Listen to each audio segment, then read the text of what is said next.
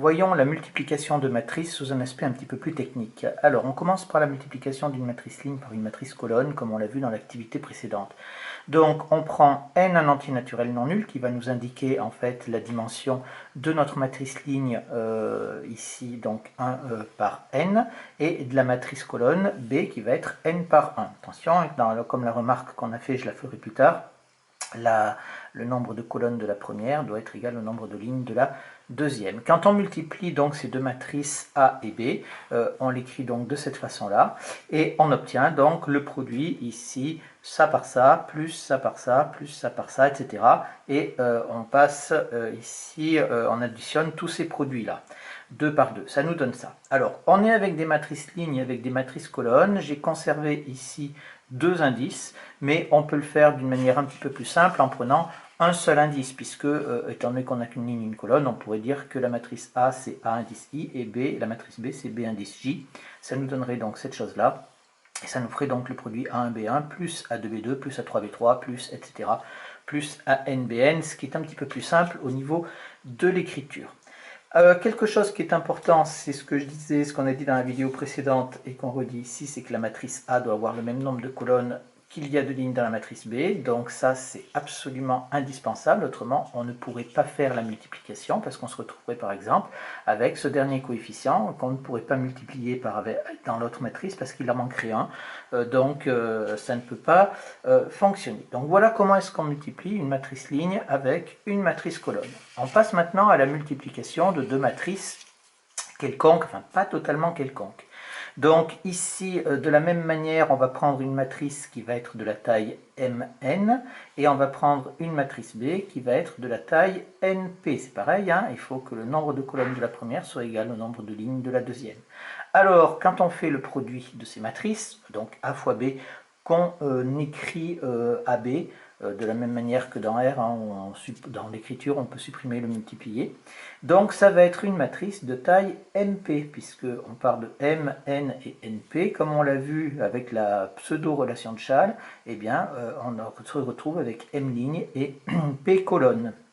Et quand on prend un coefficient quelconque de cette matrice AB ici, c'est-à-dire un coefficient d'indice IJ, et bien ça va correspondre donc au produit de la matrice ligne qui correspond à la ligne I de la matrice A, et par la matrice colonne qui correspond à la colonne J de la matrice B, en suivant ce que l'on a vu dans la multiplication d'une matrice ligne et d'une matrice colonne au-dessus, ici.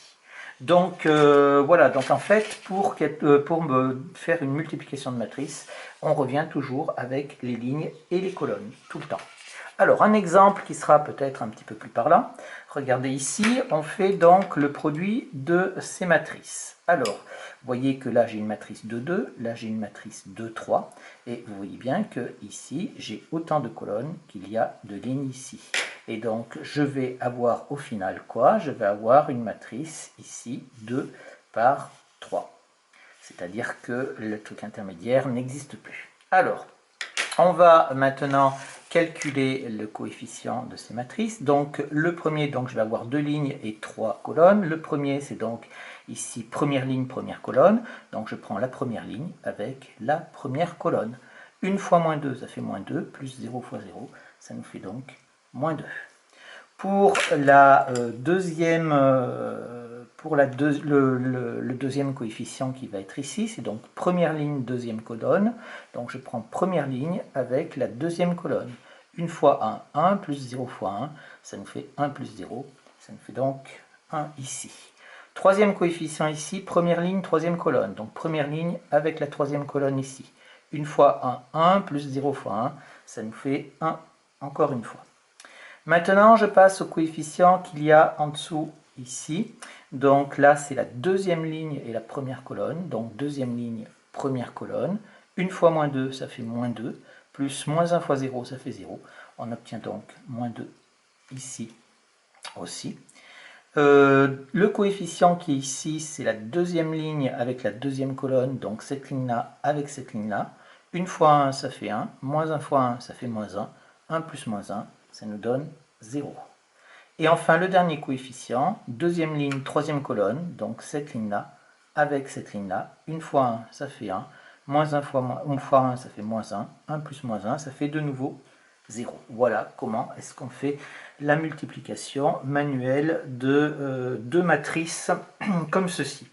Alors bien entendu, si les matrices sont plus grandes, les calculs vont être très longs à faire, on risque de faire beaucoup d'erreurs de calcul, donc on automatisera cette multiplication de matrices avec la calculatrice. La remarque, je l'ai déjà faite 3 fois, je ne vais pas revenir, hein, il faut qu'il y ait le nombre de colonnes de la première qui soit égal au nombre de lignes de la deuxième, et on va avoir donc un certain nombre de propriétés ici sur nos matrices qui sont connues et que l'on va admettre. Alors la première, c'est si on fait A multiplié par B multiplié par C, et bien ici, c'est ce qu'on va avoir, on appelle ça, c'est l'associativité. Associativité. Donc, on peut mettre les parenthèses où l'on veut, hein, quand on fait de l'associativité et de la multiplication, et on peut écrire aussi ABC, et puis on rétablira les parenthèses comme on veut. La deuxième, si je fais A multiplié par B plus C, alors ça va nous faire A multiplié par B plus A multiplié par C. Et si je fais A plus B multiplié par C, ça nous fait donc A multiplié par C plus B multiplié par C. Et ça, c'est ce qu'on appelle la distributivité. Donc ça, c'est la distributivité. Alors attention, hein, la distributivité, là, elle est à gauche, puisque j'ai ma multiplication qui est à gauche, donc distributivité à gauche. Et ici, la multiplication est à droite, donc c'est la distributivité à droite.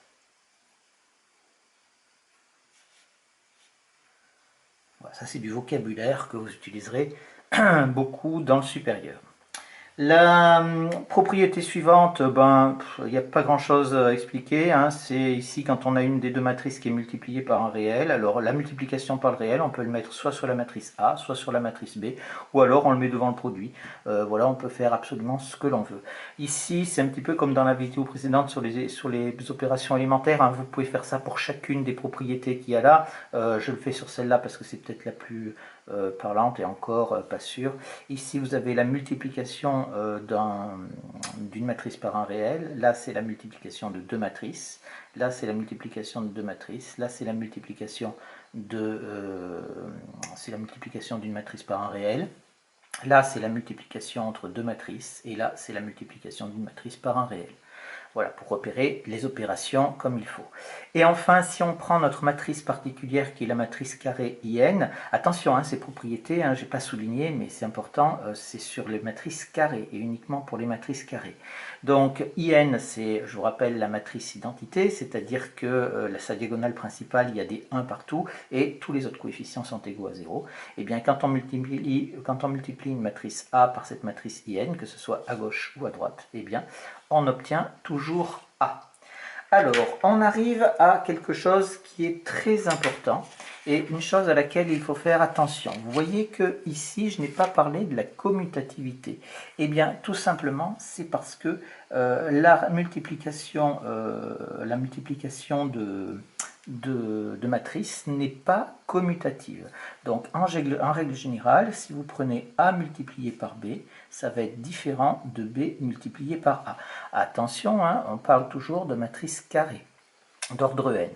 Et donc, en conséquence, si je reviens avec mes identités remarquables, je fais A plus B au carré est égal à A plus B fois A plus B. Donc, je peux utiliser, étant donné que je sais que ma multiplication de matrice est distributive à gauche et à droite, je peux donc faire la double distributivité que vous avez vu au collège sans aucun problème, comme s'il s'agissait de nombres réels. Donc, ça va me faire quoi? A fois, on a exactement les mêmes notations, ça va nous faire A au carré. Ensuite, ça fait A fois B, ça nous fait plus AB. Ensuite, ça va nous faire plus BA. Et ensuite, ça va nous faire plus B au carré.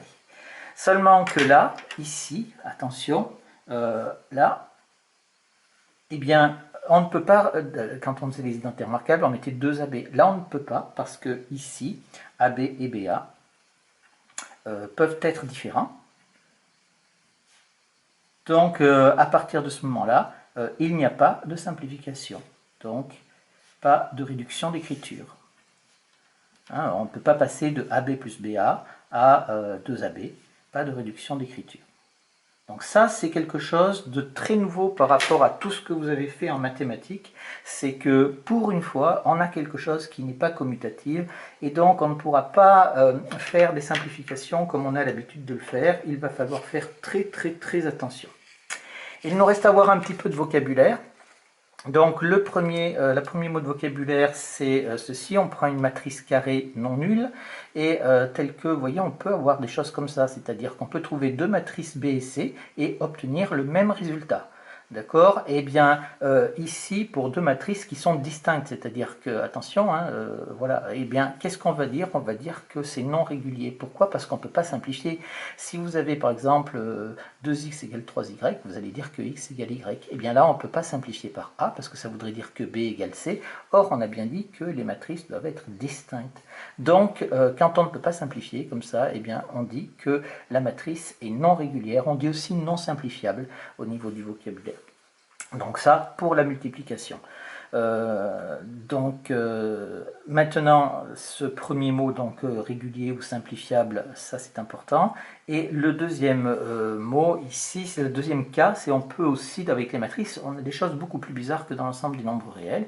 C'est-à-dire qu'on peut très bien avoir deux matrices qui sont non nulles, bien sûr, et qui va nous donner donc le produit ici, A par M, qui va être égal à la matrice nulle. La matrice nulle, vous savez, c'est celle qui contient que des zéros. Je rappelle, c'est toujours avec des matrices carrées.